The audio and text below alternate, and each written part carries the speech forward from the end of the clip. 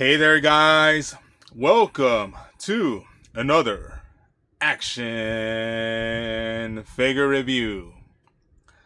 And guess what? We got him. We finally got him.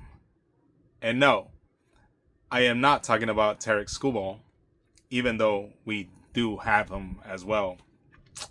I am talking about today's review subject, and that is the McFarlane's Sportspicks Shohei Ohtani figure. And here it is in all its glory. And yes, it is 1/12 scale, 6-inch, so it's gonna mesh well with your Marvel Legends and your Jada Street Fighters. Every single figure that is in the 1/12 6-inch scale, it's gonna go well with that. And I am so glad that McFarlane actually went for this scale. Who knew? I honestly thought they were gonna go for 7-inch. I thought they were gonna go for 1/10 scale, 7-inch, and no, it was a shocker. I am quite happy with that. And to be fair, looking out from here, I am initial impressions is I am actually liking the likeness of the figure. But there is one major nitpick that I do not like. And this applies to a bunch of toy lines, Star Wars Vintage, Super 7 with their retro, 5 points of articulation line. If you're going to go for this type of card, it is 2026. And I think a slip-on card is an absolute minimum. For the prices that we pay sometimes for these figures, I think it's an absolute minimum. Especially like the Shohei, like manufacturer's suggested retail price. It's if I remember correctly, it is $25 ish. That's not that bad, but there's some premium figures that come in this packaging that you still have to that they glue the bubble, and I'm like, no, they should be able to provide you with this. And the fact that they're not able to provide you with this takes away from the collectability, And I know the reason why they do that. They do it because they want you to buy two of the figure, one to hold, and one for it to stay in the packaging, and one for you to actually be able to open. So that's my one nitpick, my one major disappointment on the initial positive first impressions that this figure has brought me. So there you go. Dodgers emblem on top, MLB Batterman logo, Players Union logo, McFarlane Sportspicks, Ohtani, his number on the side, Ohtani right there, the bat, and in the back just some factoids, his jersey number, his position, which is of course designated pitcher and hitter. Oh man, designated pitcher and hitter. It's designated hitter and pitcher. Wow, they messed up right there. Designated pitcher and hitter. No, it's designated hitter. Oh man. Okay, that's a black mark right there as well. Height and weight, 6'4", 210 pounds. Birth date, July 5th, 1994. Of course, country, Oshu, Japan. And MLB debut, March 29, 2018 with the Los Angeles Angels. And of course, on the side, it's all in French, so país right there. But wow, designated pitcher and hitter. What? That's an error right there. But okay, well, I had already agreed that I'm gonna open it, so hopefully I don't get messed up, because this is probably a misprint and it'll probably be worth money someday. Well, it's not gonna be worth anything anymore because I'm gonna open this figure. So yeah, let's see if I could actually open the bubble in a way that I could like save it, but I'm very doubtful that I'll be able to do that. So let's see what I'm able to do.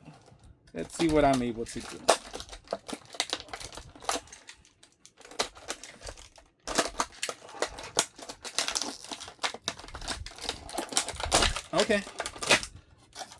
So I mean, I could always reinsert the figure into the bubble if I wanted to. I just did a little slit right here at the bottom. It's not that bad. And here is the figure, and I already see a stand, like the standard McFarlane stand, but it has like the MLB Batterman logo on there. He is bandaged up with the, of course, those plastic ties that we all love in action figure collecting. And let's see if I could get him. Yeah, I managed to get him out without having to break any of the ties. Okay, and let's get his bat out of here. And okay, so the stand, yeah, it's like literally like something that you would get from his DC Multiverse line. And there's the baseball bat, and to be fair, I will have some criticisms of the bat as well, but I'll get to that right now. So of course, here's his head sculpt, and they were saying that the flaps on the helmet are actually articulated, but I don't see that. And of course the helmet fits snug and it's not removable, unfortunately. And yes, you could even see that there's like sculpting on here, like he doesn't have any like sculpted hair underneath.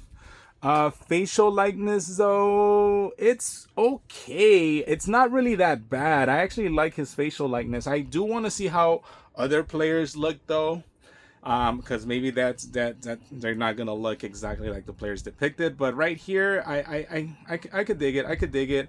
Detailing on the jersey is pretty good. You see the LA logo on the side. I think it might be a bit too up though. I think the logo rests a bit more down on the sleeve. So there's like my little nitpick right there. I should know a bit about jerseys. No Guggenheim logo on the side. No Nike swoosh on the jersey, how it should be, really, you know, in all honest opinion. And of course the pants, pretty good. Shoes are nondescript. Yeah, I think all players are going to have like the same type of shoes. And that does it articulation wise. Pretty standard, if I do say so myself. Bicep cut. Double jointed elbows, pretty good. Double jointed elbows. Wrist. And does he have... He doesn't have a hinge. It looks like he had a hinge, but it doesn't... It looks like he has a sculpting for a hinge, but it's kind of hard to get the hinge to work on him. But hey, double jointed, that means he's going to be able to get into some good batter poses right off the bat. Torso, oh, that torso cut, you know how much I like the torso cut right there, and like on the diaphragm. And so he's able to have some good movement. I don't think he's going to have an ab crunch, but that's okay. He could actually look pretty good, up pretty good, and look down decent. He's able to do the splits pretty well. That is an odd cut though that they chose for the figure. No thigh cut.